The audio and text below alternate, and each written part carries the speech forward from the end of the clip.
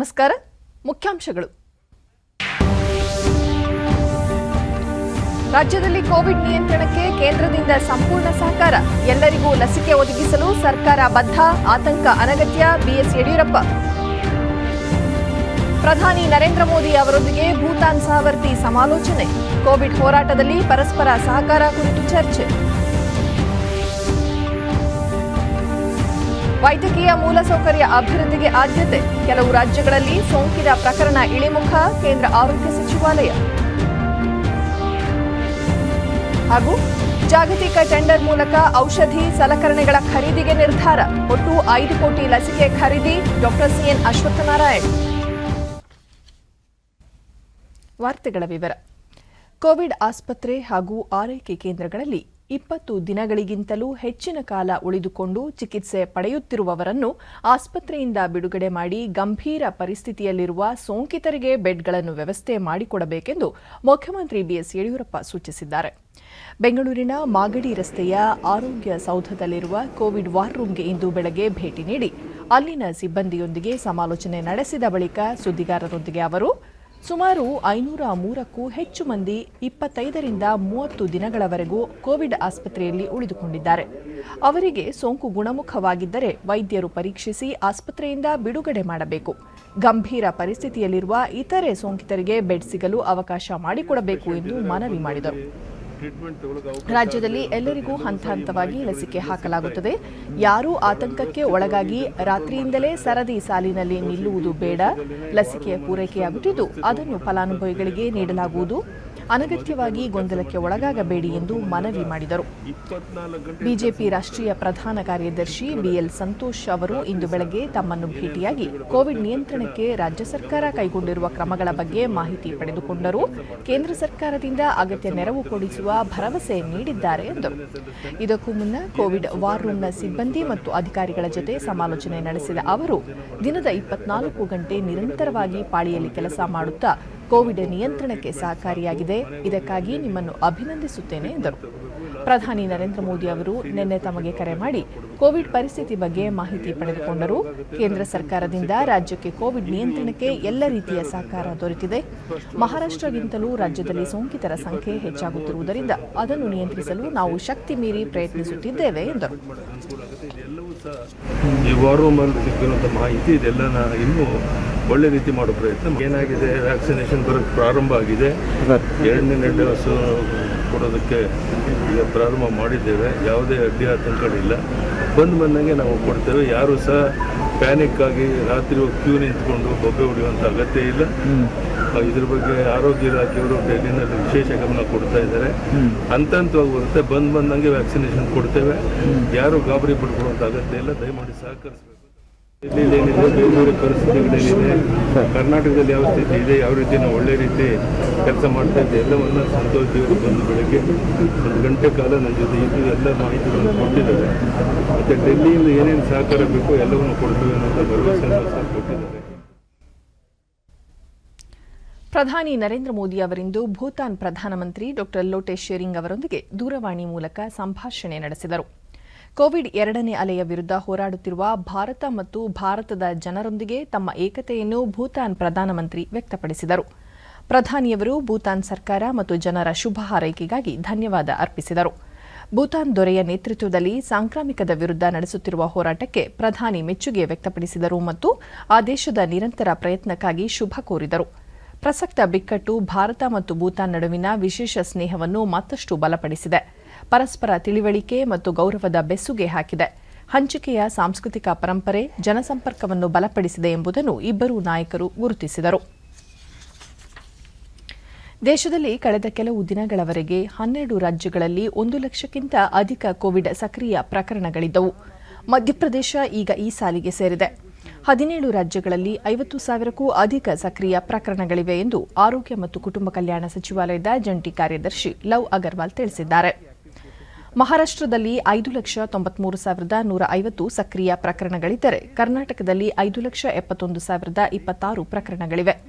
ನಂತರದ ಸ್ಥಾನದಲ್ಲಿ ಕೇರಳವಿದ್ದು ಅಲ್ಲಿ 4,20,76 ಪ್ರಕರಣ ಇದೆ ಎಂದು ವಿವರ ನೀಡಿದರು. ದೇಶದ 18 ರಾಜ್ಯಗಳು ಮತ್ತು ಕೇಂದ್ರಾಡಳಿತ ಪ್ರದೇಶಗಳಲ್ಲಿ ಕೋವಿಡ್ ಹೊಸ ಪ್ರಕರಣಗಳ ಸಂಖ್ಯೆಯಲ್ಲಿ ಇಳಿಕೆ ಕಾಣಿಸುತ್ತಿದೆ. ಇದರಲ್ಲಿ ಮಹಾರಾಷ್ಟ್ರ, ಉತ್ತರ ಪ್ರದೇಶ, ಆಂಧ್ರಪ್ರದೇಶ, ದೆಹಲಿ, ರಾಜಸ್ಥಾನ, ಬಿಹಾರ್, ಗುಜರಾತ್, ಛತ್ತೀಸ್ಗಢ ಮೊದಲಾದವು ಸೇರಿವೆ ಎಂದರು.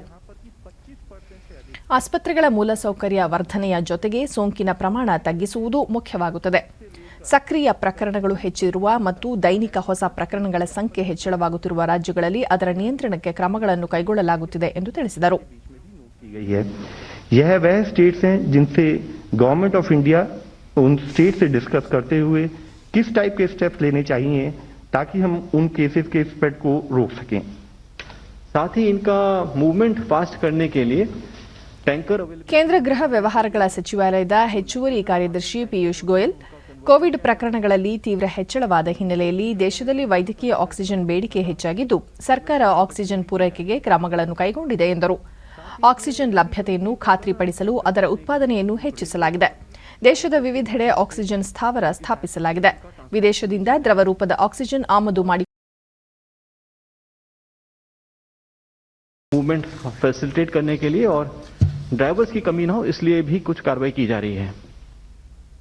ऑक्सीजन डिस्ट्रीब्यूशन हॉस्पिटल्स में ठीक प्रकार से हो इसके लिए वहां पे क्रायोजेनिक टैंक्स जो स्टोरेज के लिए होते हैं उनकी कैपेसिटी और नंबर्स में बढ़ोतरी की गई है तथा ऑक्सीजन सिलेंडर्स का भी ಕೋವಿಡ್ ಸಂದರ್ಭದಲ್ಲಿ ಜನರ ಆರೋಗ್ಯ ಮತ್ತು ಜೀವ ರಕ್ಷಣೆಯ ಸದುದ್ದೇಶದಿಂದ ರೆಮಿಡಿಸಿವಿಯರ್ ಔಷಧಿ, ಕೋವಿಡ್ ಲಸಿಕೆ ಹಾಗೂ ಪರೀಕ್ಷಾ ಕಿಟ್ಗಳನ್ನು ಜಾಗತಿಕ ಟೆಂಡರ್ ಮೂಲಕ ಖರೀದಿ ಮಾಡಲು ನಿರ್ಧರಿಸಲಾಗಿದೆ ಎಂದು ಉಪಮುಖ್ಯಮಂತ್ರಿ ಡಾ ಸಿಎನ್ ಅಶ್ವತ್ಥನಾರಾಯಣ್ ಬೆಂಗಳೂರಿನಲ್ಲಿಂದು ತಿಳಿಸಿದ್ದಾರೆ. ಆರೋಗ್ಯ ಇಲಾಖೆಯ ಹೆಚ್ಚುವರಿ ಮುಖ್ಯ ಕಾರ್ಯದರ್ಶಿ ಜಾವೇದ್ ಅಖ್ತರ್, ಔಷಧಿ ಖರೀದಿ ಉಸ್ತುವಾರಿ ಅಜುಮ್ ಪರ್ವೇಜ್, ರಾಜ್ಯ ಔಷಧಿ ಸರಬರಾಜು ಕಂಪನಿ ವ್ಯವಸ್ಥಾಪಕ ನಿರ್ದೇಶಕಿ ಲತಾ ಕುಮಾರಿ ಹಾಗೂ ಆರೋಗ್ಯ ಇಲಾಖೆ ನಿರ್ದೇಶಕರಾದ ಓಂ ಪ್ರಕಾಶ್ ಪಾಟೀಲ್ ಅವರನ್ನೊಳಗೊಂಡ ಉನ್ನತ ಮಟ್ಟದ ಅಧಿಕಾರಿಗಳ ಸಭೆಯಲ್ಲಿ ಈ ತೀರ್ಮಾನ ತೆಗೆದುಕೊಳ್ಳಲಾಗಿದೆ ಎಂದು ಸಚಿವರು ತಿಳಿಸಿದರು. 1 ಕೋಟಿ ಕೋವ್ಯಾಕ್ಸಿನ್, 2 ಕೋಟಿ ಕೋವಿಶೀಲ್ಡ್ ಸೇರಿ 3 ಕೋಟಿ ಲಸಿಕೆ ಖರೀದಿಗೆ ಬೇಡಿಕೆ ಸಲ್ಲಿಸಲಾಗಿದೆ. ಜಾಗತಿಕ ಟೆಂಡರ್ ಕರೆದು ಹೆಚ್ಚುವರಿಯಾಗಿ 2 ಕೋಟಿ ಲಸಿಕೆ ಖರೀದಿಸಲಾಗುವುದು. 1 ವಾರದಲ್ಲಿ ಟೆಂಡರ್ ಪ್ರಕ್ರಿಯೆ ಪೂರ್ಣಗೊಳ್ಳಲಿದ್ದು ತಕ್ಷಣವೇ ಲಸಿಕೆ ಸರಬರಾಜು ಆರಂಭವಾಗಲಿದೆ. 18 ವರ್ಷ ಮೇಲ್ಪಟ್ಟವರಿಗೆ ಲಸಿಕೆ ಹಾಕಲು ಆರಂಭಿಸಿದ್ದರಿಂದ ಬೇಡಿಕೆ ಹೆಚ್ಚಾಗಿದೆ. ನಗರದ ಜನರು ಲಸಿಕೆ ಪಡೆಯಲು ಇನ್ನು ಮುಂದೆ ಗ್ರಾಮೀಣ ಪ್ರದೇಶಕ್ಕೆ ಹೋಗುವುದು ಬೇಡ. ಅವರಿದ್ದಲ್ಲಿಯೇ ಲಸಿಕೆಯನ್ನು ಪೂರೈಸಲು ಸರ್ಕಾರ ಕ್ರಮ ಕೈಗೊಂಡಿದೆ ಎಂದು ಹೇಳಿದರು. 1 ಲಕ್ಷ ಆಕ್ಸಿಮೀಟರ್ಗಳ ಖರೀದಿಗೆ ಕ್ರಮ ಕೈಗೊಳ್ಳಲಾಗಿದೆ. ಅವುಗಳನ್ನು ಜಿಲ್ಲಾ ಮತ್ತು ತಾಲೂಕು ಕೇಂದ್ರಗಳಿಗೆ ಹಂಚಿಕೆ ಮಾಡಲಾಗುವುದು. ಸೋಂಕಿತರು ಗುಣಮುಖರಾದ ನಂತರ ಅವರಿಂದ ವಾಪಸ್ ಪಡೆಯುವ ಜವಾಬ್ದಾರಿಯನ್ನು ತಾಲೂಕು ಮತ್ತು ಜಿಲ್ಲಾ ಆರೋಗ್ಯಾಧಿಕಾರಿಗಳಿಗೆ ವಹಿಸಲಾಗಿದೆ. ರಾಜ್ಯದಲ್ಲಿ ಪಲ್ಸ್ ಆಕ್ಸಿಮೀಟರ್ನ ಬ್ಯಾಂಕ್ ಆರಂಭಿಸುವ ಉದ್ದೇಶವಿದೆ. 10 ಲಕ್ಷ ಐವರ್ ಮೆಕ್ವಿನ್ ಮಾತ್ರೆಗಳನ್ನು ಖರೀದಿ ಮಾಡಲಾಗಿದೆ. ಇವು ಸೋಂಕಿತರ ಚಿಕಿತ್ಸೆಗೆ ಅಗತ್ಯವಾಗಿವೆ. 14 ಲಕ್ಷ ಮಾತ್ರೆಗಳು ಶೀಘ್ರವೇ ಪೂರೈಕೆಯಾಗಲಿದ್ದು ಹೆಚ್ಚುವರಿ 25 ಲಕ್ಷ ಮಾತ್ರೆ ಖರೀದಿಸಲಾಗುವುದು. ಜೊತೆಗೆ 35 ಲಕ್ಷ ಜಿಂಕ್ ಟ್ಯಾಬ್ಲೆಟ್, 1 ಕೋಟಿ ಕಾಲ್ಸಿಚಿನ್ ಮಾತ್ರೆಗಳನ್ನು ಖರೀದಿಸಲು ನಿರ್ಧರಿಸಲಾಗಿದೆ ಎಂದು ತಿಳಿಸಿದರು. 10.50 ಲಕ್ಷ ರ್ಯಾಟ್ ಕಿಟ್ಗಳು ರಾಜ್ಯದಲ್ಲಿದ್ದು 1 ವಾರಗಳ ಕಾಲ ಪರೀಕ್ಷೆಗೆ ಸಾಕಾಗಲಿವೆ. ದಿನಕ್ಕೆ 50,000ದಂತೆ ಇವನ್ನು ಬಳಕೆ ಮಾಡಲಾಗುತ್ತದೆ. ಹೆಚ್ಚುವರಿಯಾಗಿ 35 ಲಕ್ಷ ಆರ್ಟಿಪಿಸಿಆರ್ ಕಿಟ್ಗಳ ಖರೀದಿಗೆ ಸೂಚಿಸಲಾಗಿದೆ. ಸರ್ಕಾರದ ಖರೀದಿ ಆದೇಶವಿದ್ದರೂ ಸಕಾಲಕ್ಕೆ ರೆಮಿಡಿಸಿವಿಯರ್ ಔಷಧಿ ಪೂರೈಕೆ ಮಾಡದ ಕಂಪನಿಗಳ ವಿರುದ್ಧ ಕಠಿಣ ಕ್ರಮ ಕೈಗೊಳ್ಳಲಾಗುವುದು ಎಂದು ತಿಳಿಸಿದರು. ತುರ್ತು ಸಂದರ್ಭದಲ್ಲಿ ಕೊರೋನಾ ಸೋಂಕಿತರಿಗೆ ಜೀವವಾಯು, ಆಮ್ಲಜನಕ ಪೂರೈಕೆ ಮಾಡುವ ಬಸ್ ಆಕ್ಸಿಜನ್ ಕೇಂದ್ರಗಳನ್ನು ಮುಖ್ಯಮಂತ್ರಿ ಬಿಎಸ್ ಯಡಿಯೂರಪ್ಪ ಉದ್ಘಾಟನೆ ಮಾಡಿದರು. ಸಾರಿಗೆ ಬಸ್ ಅನ್ನು ಆಕ್ಸಿಜನ್ ಕೇಂದ್ರವಾಗಿ ಅಭಿವೃದ್ಧಿಪಡಿಸಲಾಗಿದ್ದು ಪ್ರತಿ ಸೀಟಿನ ನಡುವೆ ವ್ಯಕ್ತಿಗತ ಅಂತರವನ್ನು ಕಾಯ್ದುಕೊಳ್ಳಲಾಗಿದೆ. ಪ್ರತಿಯೊಂದು ಬಸ್ನಲ್ಲೂ 8 ಆಕ್ಸಿಜನ್ ಸಿಲಿಂಡರ್ ಸಹಿತ ಸೀಟುಗಳನ್ನು ಜೋಡಿಸಲಾಗಿದೆ. ಜೊತೆಗೆ ಜಂಬೂ ಸಿಲಿಂಡರ್ಗಳನ್ನು ಅಳವಡಿಸಲಾಗಿದೆ. ಪ್ರಥಮ ಹಂತದಲ್ಲಿ ಈ ರೀತಿಯ 20 ಬಸ್ಗಳನ್ನು ಸಿದ್ಧಗೊಳಿಸಲಾಗಿದ್ದು ಮುಂದಿನ ದಿನಗಳಲ್ಲಿ ಮತ್ತಷ್ಟು ಆಕ್ಸಿಜನ್ ಬಸ್ಗಳನ್ನು ಸಜ್ಜುಗೊಳಿಸುವುದಾಗಿ ಮುಖ್ಯಮಂತ್ರಿ ಯಡಿಯೂರಪ್ಪ ತಿಳಿಸಿದ್ದಾರೆ. ಸರ್ಕಾರಿ ಆಸ್ಪತ್ರೆಗಳು ಮತ್ತು ಕೋವಿಡ್ ಆರೈಕೆ ಕೇಂದ್ರಗಳ ಮುಂದೆ ಈ ಬಸ್ಗಳನ್ನು ನಿಲ್ಲಿಸಲಾಗುತ್ತದೆ. ಆಸ್ಪತ್ರೆಗೆ ಬರುವವರಿಗೆ ಬೆಡ್ಗಳ ಕೊರತೆ ಉಂಟಾಗಿ ಗಂಭೀರ ಪರಿಸ್ಥಿತಿ ಎದುರಾದರೆ ಅವರಿಗೆ ಆಕ್ಸಿ ಬಸ್ನಲ್ಲೂ ತುರ್ತು ಜೀವವಾಯು ನೀಡಲು ಅನುಕೂಲವಾಗಲಿದೆ ಎಂದು ಮುಖ್ಯಮಂತ್ರಿ ಅವರು ತಿಳಿಸಿದ್ದಾರೆ.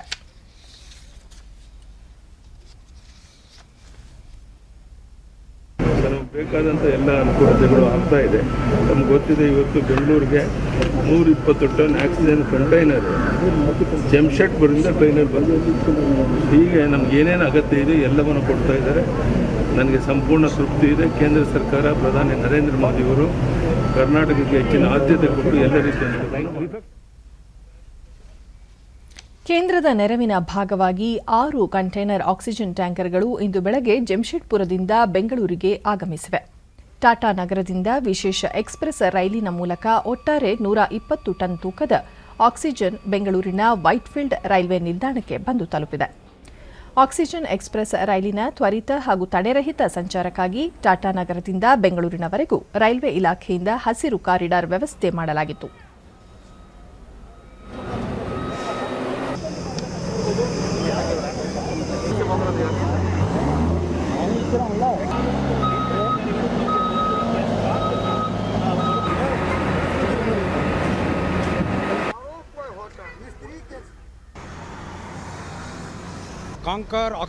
ಐಸಿಡಿ ಸಮೂಹದ ಪ್ರಧಾನ ವ್ಯವಸ್ಥಾಪಕ ಅನೂಪ್ ದಯಾನಂದ್ ಕೇವಲ 30 ಗಂಟೆಗಳ ಅವಧಿಯಲ್ಲಿ ಜೆಮ್ಶೆಡ್ಪುರದಿಂದ ಬೆಂಗಳೂರಿಗೆ 120 ಟನ್ ತೂಕದ ಆಕ್ಸಿಜನ್ ಕಂಟೈನರ್ಗಳು ಆಗಮಿಸಿದ್ದು, ನಿರ್ದಿಷ್ಟ ಸ್ಥಳದಲ್ಲಿ ಸುರಕ್ಷಿತವಾಗಿ ಅವುಗಳನ್ನು ಇಳಿಸಲಾಗಿದೆ. ಖಾಲಿಯಾಗುವ ಕಂಟೈನರ್ಗಳು ಲಭಿಸಿದರೆ ಕಳಿಂಗ ನಗರಕ್ಕೆ ಕಳುಹಿಸಿ ಮತ್ತೆ ಆಕ್ಸಿಜನ್ ಟ್ಯಾಂಕರ್ಗಳನ್ನು ಬೆಂಗಳೂರಿಗೆ ತರಿಸಲಾಗುವುದು ಎಂದು ಹೇಳಿದರು. ಟೋಟಲಿ 120 ಟನ್ಸ್ ಇವತ್ತು ನಮಗೆ ಇಲ್ಲಿ ಲಭಿಸಿದೆ ಆಕ್ಸಿಜನ್ನು. ಇದನ್ನು ಲಿಂಡೆ ಕಂಪ್ನಿಗೆ ಅಂತಕ್ಕಂಥವ್ರು ಕರ್ನಾಟಕದ ಗೌರ್ಮೆಂಟ್ ಜೊತೆ ಅವರು ಸಂಬಂಧ ಹೊಂದಿರತಕ್ಕಂಥವ್ರು, ಅವರು ಎಲ್ಲೆಲ್ಲಿಗೆ ಡಿಸ್ಟ್ರಿಬ್ಯೂಟ್ ಮಾಡಬೇಕು ಅದನ್ನು ಅವ್ರ ಪ್ರಕಾರ ಅದನ್ನು ಡಿಸ್ಟ್ರಿಬ್ಯೂಟ್ ಮಾಡ್ತಾರೆ. ಒಂದು ಸಲ ಅದನ್ನು ಡಿಕ್ಯಾಂಟ್ ಮಾಡಿದ ತಕ್ಷಣ ಅಂದರೆ ಕಂಟೈನರ್ಸ್ನ ಇದನ್ನು ಮತ್ತೆ ನಾವು ಈ ರೇಕ್ನಲ್ಲಿ ಹಾಕ್ಕೊಂಡು ಕಳಿಂಗ ನಗರಿಗೆ ನಾವು ಮತ್ತೆ ಅದನ್ನು ವಾಪಸ್ ತೊಗೊಂಡೋಗಿ ಮತ್ತೆ ಅದನ್ನು ಲೋಡ್ ಮಾಡಿ ಮತ್ತೆ ಇಲ್ಲಿಗೆ ಬೆಂಗಳೂರಿಗೆ ತೊಗೊಂಡ್ಬರ್ತಾ ಇದ್ದೀವಿ. ಟ್ವೀಟ್ನಲ್ಲಿ ಮಾಹಿತಿ ಹಂಚಿಕೊಂಡಿರುವ ಮುಖ್ಯಮಂತ್ರಿ ಬಿಎಸ್ ಯಡಿಯೂರಪ್ಪ, 6 ಕಂಟೈನರ್ಗಳ ಆಕ್ಸಿಜನ್ ಎಕ್ಸ್‌ಪ್ರೆಸ್ ರೈಲು ಕರ್ನಾಟಕ ತಲುಪಿದೆ. ಈ ಸಕಾಲಿಕ ನೆರವಿಗಾಗಿ ಕೇಂದ್ರ ಸಚಿವರಾದ ಡಿವಿ ಸದಾನಂದಗೌಡ, ಪ್ರಹ್ಲಾದ್ ಜೋಶಿ ಮತ್ತು ಪಿಯೂಷ್ ಗೋಯಲ್ ಹಾಗೂ ನಿರಂತರವಾಗಿ ನಮಗೆ ಬೆಂಬಲವಾಗಿ ನಿಂತಿರುವ ಪ್ರಧಾನಿ ನರೇಂದ್ರ ಮೋದಿ ಅವರಿಗೆ ಧನ್ಯವಾದಗಳು ಎಂದು ತಿಳಿಸಿದ್ದಾರೆ. ಈ ಕುರಿತು ಟ್ವೀಟ್ ಮಾಡಿರುವ ಪ್ರಹ್ಲಾದ್ ಜೋಶಿ, ಕೇಂದ್ರ ಸರ್ಕಾರ ರವಾನಿಸಿರುವ 120 ಟನ್ ತೂಕದ 6 ವೈದ್ಯಕೀಯ ಆಮ್ಲಜನಕ ಕಂಟೈನರ್ ಹೊತ್ತ ಆಕ್ಸಿಜನ್ ಎಕ್ಸ್‌ಪ್ರೆಸ್ ವಿಶೇಷ ರೈಲು ಜೆಮ್ಶೆಡ್ಪುರದಿಂದ ಬೆಂಗಳೂರಿನ ವೈಟ್‌ಫೀಲ್ಡ್ ನಿಲ್ದಾಣಕ್ಕೆ ಇಂದು ಬೆಳಗ್ಗೆ ಆಗಮಿಸಿದೆ. ಕೊರೋನಾ ಸಂಕಷ್ಟ ಪರಿಸ್ಥಿತಿಯಲ್ಲಿ ಆಕ್ಸಿಜನ್ ಆಗಮನದಿಂದ ರಾಜ್ಯದ ಜನರಿಗೆ ತುಂಬಾ ಅನುಕೂಲವಾಗುವುದು. ಕೋವಿಡ್ ವಿರುದ್ಧದ ಹೋರಾಟಕ್ಕೆ ಸಹಕಾರ ನೀಡುತ್ತಿರುವ ಪ್ರಧಾನಿ ನರೇಂದ್ರ ಮೋದಿ ಅವರಿಗೆ ಧನ್ಯವಾದಗಳು ಹೇಳಿದ್ದಾರೆ.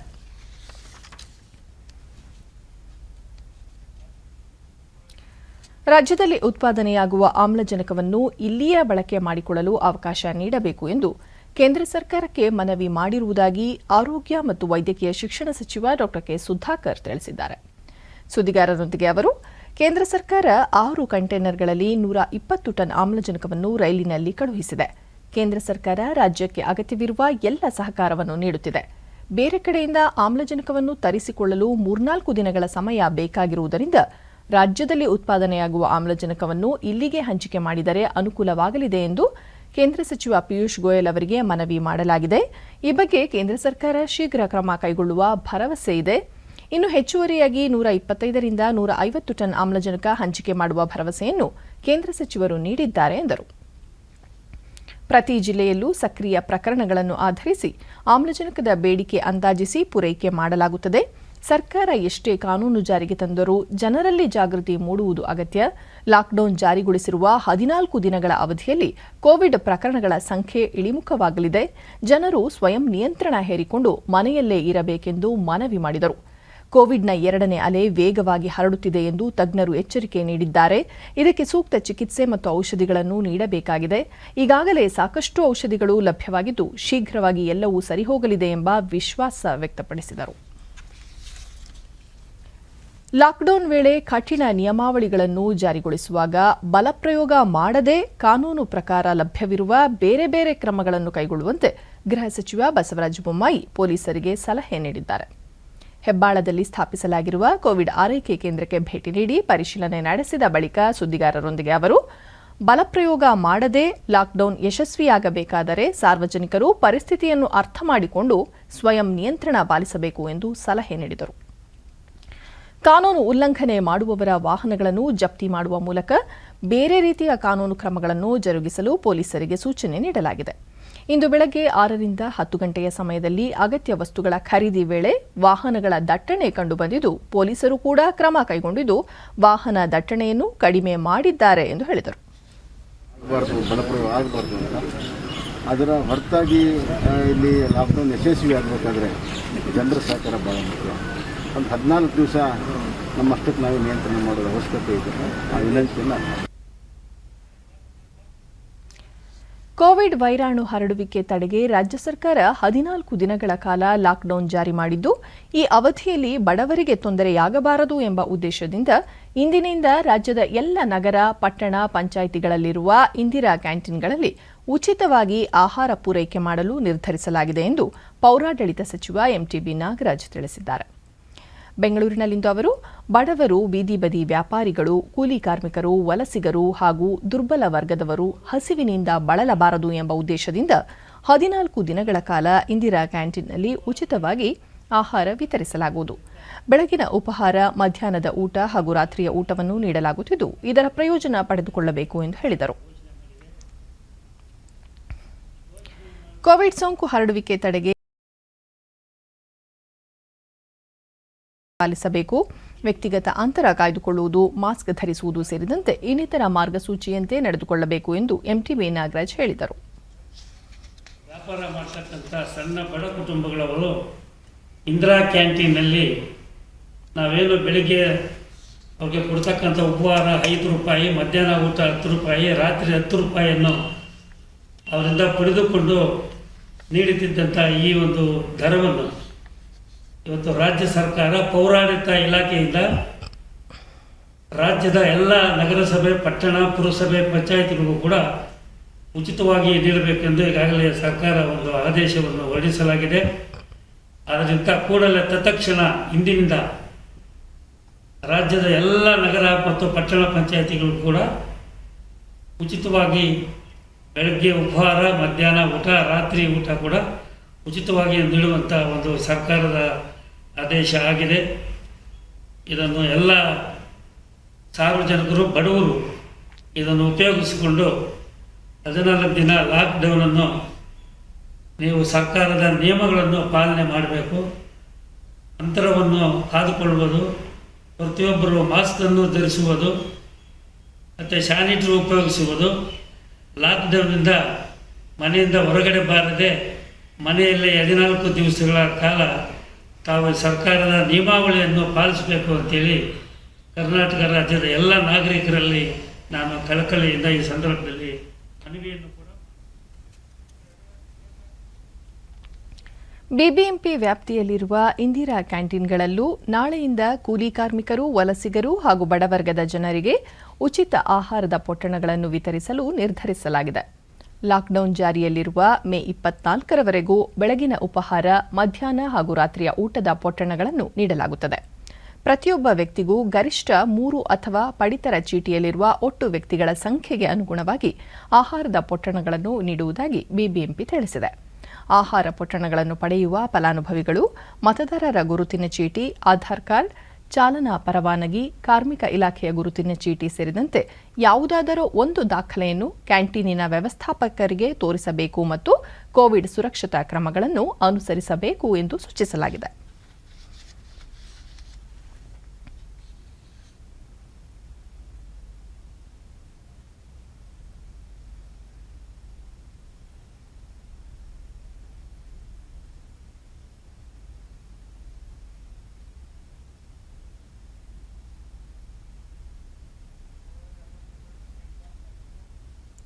ಕೊರೋನಾ ಸೋಂಕಿನ ಸರಪಳಿಯನ್ನು ಕಡಿತ ಮಾಡಬೇಕಾದರೆ ಸಾವಿರಾರು ಜನ ಕೆಲಸ ಮಾಡುವ ಬೃಹತ್ ಉದ್ಯಮಗಳನ್ನು ಕೂಡ ಲಾಕ್ಡೌನ್ ಮಾಡಬೇಕು ಎಂದು ಕಾಸಿಯಾ ಅಧ್ಯಕ್ಷ ಕೆಬಿ ಅರಸಪ್ಪ ಹೇಳಿದ್ದಾರೆ.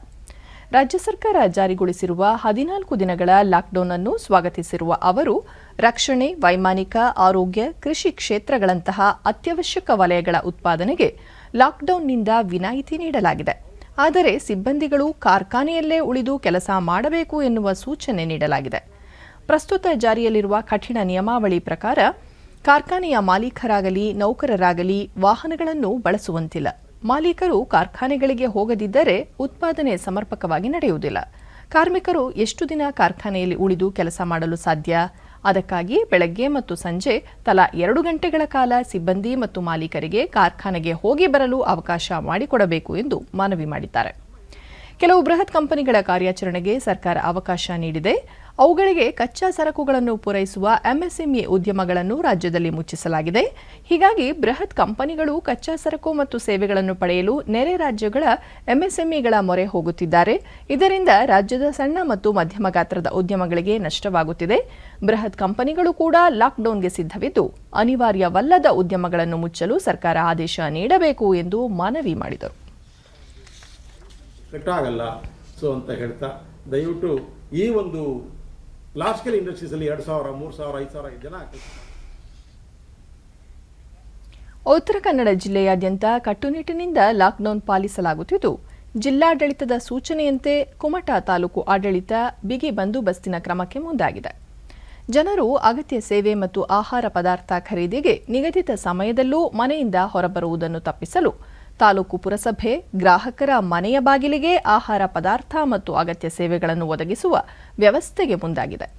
ಕೇವಲ ಒಂದು ಕರೆ ಮಾಡಿ ತಮಗೆ ಬೇಕಾದ ಅಗತ್ಯ ಸೇವೆಯ ಬಗ್ಗೆ ಮಾಹಿತಿ ನೀಡಿದರೆ ಮನೆ ಬಾಗಿಲಿಗೆ ಆ ವಸ್ತುವನ್ನು ತಲುಪಿಸುವ ಯೋಜನೆಗೆ ಪುರಸಭೆ ಮುಂದಾಗಿದೆ.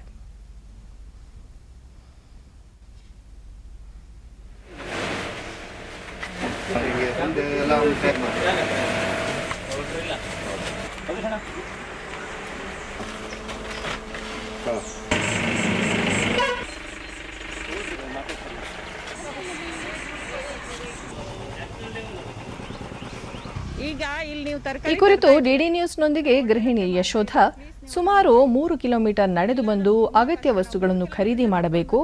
ಇದೀಗ ಒಂದು ಕರೆ ಮಾಡಿದರೆ ಪುರಸಭೆಯು ಮನೆಯ ಬಾಗಿಲಿಗೆ ಅಗತ್ಯ ಸೇವೆಯನ್ನು ಕಲ್ಪಿಸುತ್ತಿದೆ.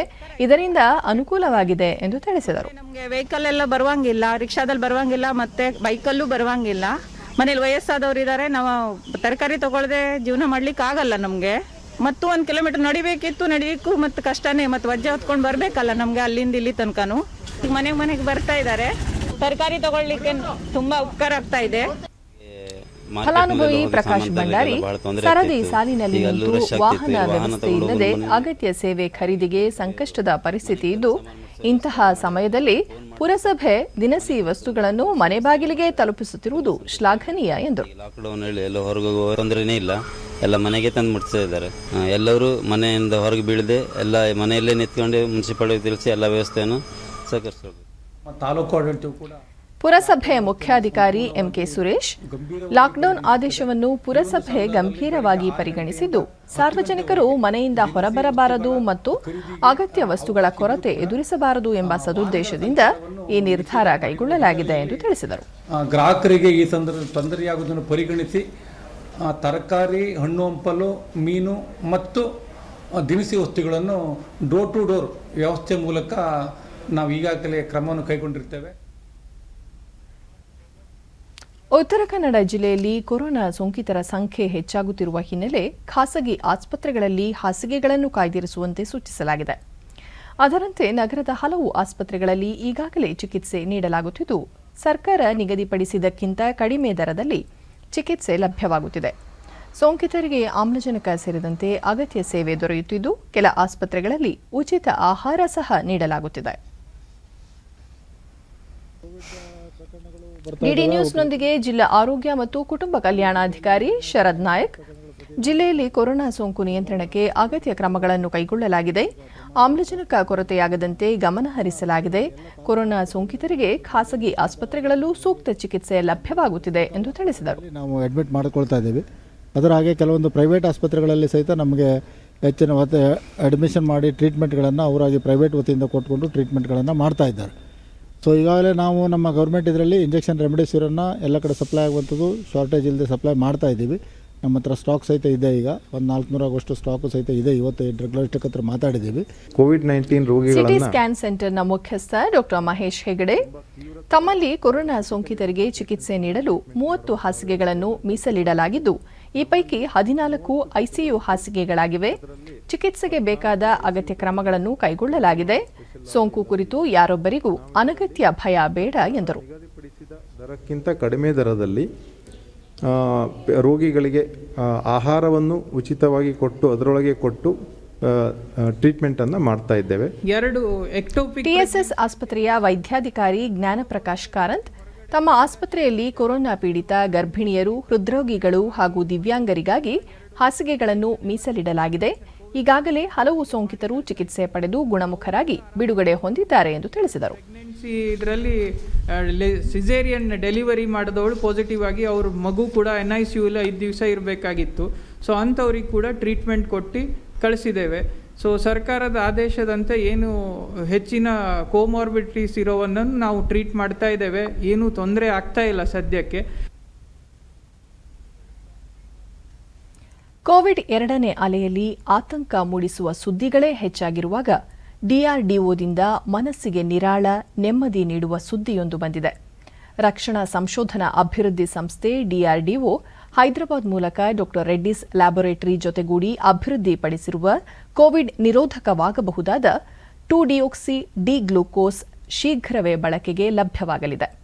ಪುಡಿಯ ರೂಪದಲ್ಲಿರುವ ಇದನ್ನು ನೀರಿನಲ್ಲಿ ಕರಗಿಸಿ ಕುಡಿಯಬಹುದಾಗಿದ್ದು, ಇದರ ತುರ್ತು ಬಳಕೆಗೆ ಭಾರತೀಯ ಔಷಧ ಮಹಾನಿಯಂತ್ರಕರ DCGI ಅನುಮೋದನೆಯೂ ದೊರೆತಿದೆ. ಈ ಔಷಧದ ಲಭ್ಯತೆ, ಚಿಕಿತ್ಸಾಲಯ ಪ್ರಯೋಗ ಮತ್ತು ಪ್ರಯೋಜನದ ಬಗ್ಗೆ ಹಿರಿಯ ವಿಜ್ಞಾನಿ ಸುಧೀಂದ್ರ ಹಾಲ್ಡೋರಿರ್ ಅವರು ಡಿಡಿ ನ್ಯೂಸ್ನೊಂದಿಗೆ ಹೆಚ್ಚಿನ ಮಾಹಿತಿ ನೀಡಿದ್ದಾರೆ. ಸಂದರ್ಭದಲ್ಲಿ ಅಪಾರ ಪ್ರಮಾಣದ ಶಕ್ತಿ ದೇಹದಲ್ಲಿ ಉತ್ಪಾದನೆ ಆಗುತ್ತೆ. ಈ ಒಂದು ಉತ್ಪಾದನೆಯನ್ನು ತಡೆಗಟ್ಟುವಂಥ ಕೆಲಸವನ್ನು ಈ 2DG ಔಷಧ ಮಾಡುತ್ತೆ. ಅಂದರೆ ಈ ವೈರಲ್ ಸೋಂಕನ್ನು ಪಡೆದಿರುವಂಥ ಜೀವಕೋಶಕ್ಕೆ ಇಂಥ ಶಕ್ತಿ ದೊರಕ್ತಾ ಇರೋದ್ರಿಂದ ಆ ಒಂದು ವೈರಸ್ಸು ತನ್ನ ವೃದ್ಧಿಯನ್ನು ಮಾಡ್ಕೊಳ್ಳೋದಕ್ಕೆ ಕಷ್ಟ ಆಗತ್ತೆ ಅಂತ ಅನ್ನೋದು. ಈ ಒಂದು ಔಷಧವನ್ನು ನೀರಿನಲ್ಲಿ ಬೆರೆಸಿ ರೋಗಿಗಳಿಗೆ ಕೊಡಬಹುದು. ಆಮೇಲೆ ಇದು ಬಹಳ ಹಿಂದೆ ಅಭಿವೃದ್ಧಿಯಾಗಿ ತಂತ್ರಜ್ಞಾನ ವರ್ಗಾವಣೆ ಕೂಡ ಆಗಿರೋದ್ರಿಂದ ಇದಕ್ಕೆ ಬೇಕಾಗಿರೋ ಮೂಲ ದ್ರವ್ಯಗಳೆಲ್ಲ ನಮ್ಮ ದೇಶದಲ್ಲೇ ಲಭ್ಯ ಇದೆ. ತಂತ್ರಜ್ಞಾನ ವರ್ಗಾವಣೆ ಆಗಿದೆ. ಔಷಧ ಕಂಪ್ನಿಗಳು ಇದನ್ನು ಸುಲಭವಾಗಿ ತಯಾರು ಮಾಡ್ಬೋದು. ಈ ಒಂದು ಕ್ಲಿನಿಕಲ್ ಟ್ರಯಲ್ ಫಲಿತಾಂಶಗಳು ಪೂರ್ಣಗೊಂಡು ಡ್ರಗ್ ಕಂಟ್ರೋಲರ್ ಜನರಲ್ ಆಫ್ ಇಂಡಿಯಾದವರು ಈ ಔಷಧವನ್ನು ಬಳಕೆ ಮಾಡಲು ಅನುಮತಿ ಕೊಟ್ಟರೆ ಇನ್ನು ಕೆಲವೇ ತಿಂಗಳಲ್ಲಿ ಕೋವಿಡ್ ಸೋಂಕಿತರಿಗೆ ಈ ಔಷಧವನ್ನು ಕೊಡುವುದರ ಮೂಲಕ ಅವರು ಈ ಆಕ್ಸಿಜನ್ ಮೇಲೆ ಅವಲಂಬಿತವಾಗುವಂಥ ಸಂದರ್ಭವನ್ನು ತಪ್ಪಿಸೋದಕ್ಕೆ ಸಾಧ್ಯ ಅನ್ನೋದನ್ನು ಈಗ ಸದ್ಯದ ಮಾಹಿತಿಯ ಪ್ರಕಾರ ತಿಳಿದು ಬಂದಿದೆ. ಇನ್ನು ಹವಾವರ್ತಮಾನ. ರಾಜ್ಯದ ಹಲವೆಡೆ ಮಳೆಯಾಗಿದೆ. ಹುಕ್ಕೇರಿಯಲ್ಲಿ ಅತಿ ಹೆಚ್ಚು 4 ಸೆಂಟಿಮೀಟರ್ ಮಳೆಯಾಗಿದೆ. ಕಿರುವಟ್ಟಿ, ಹಿರೇಕೆರೂರು, ಭಾಗಮಂಡಲ, ಕಳಸ, ಕೊಟ್ಟಿಗೆಹಾರ, ಕೃಷ್ಣರಾಜಪೇಟೆ, ಬಿದುರ್ಗದಲ್ಲಿ 3, ಕಾರ್ಕಳ, ಕೆರೂರು, ಚಿಕ್ಕನಾಯಕನಹಳ್ಳಿಯಲ್ಲಿ 2 ಸೆಂಟಿಮೀಟರ್ ಮಳೆಯಾಗಿದೆ. ಕಲಬುರಗಿಯಲ್ಲಿ ಅತಿ ಹೆಚ್ಚು ಗರಿಷ್ಠ ತಾಪಮಾನ 43.3 ಡಿಗ್ರಿ ಸೆಲ್ಸಿಯಸ್ ದಾಖಲಾಗಿದೆ. ಮುನ್ಸೂಚನೆಯಂತೆ ಮುಂದಿನ 24 ಗಂಟೆಗಳ ಅವಧಿಯಲ್ಲಿ ಕರಾವಳಿ ಹಾಗೂ ದಕ್ಷಿಣ ಒಳನಾಡಿನ ಹಲವೆಡೆ, ಒಳನಾಡಿನ ಕೆಲವು ಕಡೆ ಗುಡುಗು ಸಹಿತ ಮಳೆಯಾಗುವ ಸಾಧ್ಯತೆ. ಬೆಂಗಳೂರು ಸುತ್ತಮುತ್ತ ಭಾಗಶಃ ಮೋಡ ಕವಿದ ವಾತಾವರಣ, ಕೆಲವೆಡೆ ಮಳೆ ಸಾಧ್ಯತೆ. ಗರಿಷ್ಠ ತಾಪಮಾನ 33 ಹಾಗೂ ಕನಿಷ್ಠ 23 ಡಿಗ್ರಿ ಸೆಲ್ಸಿಯಸ್ ದಾಖಲಾಗುವ ನಿರೀಕ್ಷೆ. ಕೊನೆಯಲ್ಲಿ ಮತ್ತೊಮ್ಮೆ ಮುಖ್ಯಾಂಶಗಳು. ರಾಜ್ಯದಲ್ಲಿ ಕೋವಿಡ್ ನಿಯಂತ್ರಣಕ್ಕೆ ಕೇಂದ್ರದಿಂದ ಸಂಪೂರ್ಣ ಸಹಕಾರ, ಎಲ್ಲರಿಗೂ ಲಸಿಕೆ ಒದಗಿಸಲು ಸರ್ಕಾರ ಬದ್ಧ, ಆತಂಕ ಅನಗತ್ಯ, ಬಿಎಸ್ ಯಡಿಯೂರಪ್ಪ. ಪ್ರಧಾನಿ ನರೇಂದ್ರ ಮೋದಿ ಅವರೊಂದಿಗೆ ಭೂತಾನ್ ಸಹವರ್ತಿ ಸಮಾಲೋಚನೆ, ಕೋವಿಡ್ ಹೋರಾಟದಲ್ಲಿ ಪರಸ್ಪರ ಸಹಕಾರ ಕುರಿತು ಚರ್ಚೆ. ವೈದ್ಯಕೀಯ ಮೂಲಸೌಕರ್ಯ ಅಭಿವೃದ್ಧಿಗೆ ಆದ್ಯತೆ, ಕೆಲವು ರಾಜ್ಯಗಳಲ್ಲಿ ಸೋಂಕಿನ ಪ್ರಕರಣ ಇಳಿಮುಖ, ಕೇಂದ್ರ ಆರೋಗ್ಯ ಸಚಿವಾಲಯ. ಹಾಗೂ ಜಾಗತಿಕ ಟೆಂಡರ್ ಮೂಲಕ ಔಷಧಿ ಸಲಕರಣೆಗಳ ಖರೀದಿಗೆ ನಿರ್ಧಾರ, ಒಟ್ಟು 5 ಕೋಟಿ ಲಸಿಕೆ ಖರೀದಿ, ಡಾ ಸಿಎನ್ ಅಶ್ವತ್ಥನಾರಾಯಣ. ನಮ್ಮ ವಾರ್ತಾ ಪ್ರಸಾರವನ್ನು ನೀವು ಡಿಡಿ ಚಂದನ ನ್ಯೂಸ್ ಯೂಟ್ಯೂಬ್ ಚಾನೆಲ್ನಲ್ಲೂ ವೀಕ್ಷಿಸಬಹುದು. ವೀಕ್ಷಕರೇ, ನಾನು ಈಗ ಸ್ಟುಡಿಯೋದಿಂದ ತೆರಳುತ್ತಿರುವ ಕಾರಣ ಮಾಸ್ಕ್ ಧರಿಸುತ್ತಿದ್ದೇನೆ. ನೀವು ಸಹ ಮನೆಯಿಂದ ಹೊರಹೋಗುವ ಮುನ್ನ ಸರಿಯಾದ ಕ್ರಮದಲ್ಲಿ ತಪ್ಪದೆ ಮಾಸ್ಕ್ ಧರಿಸಿ.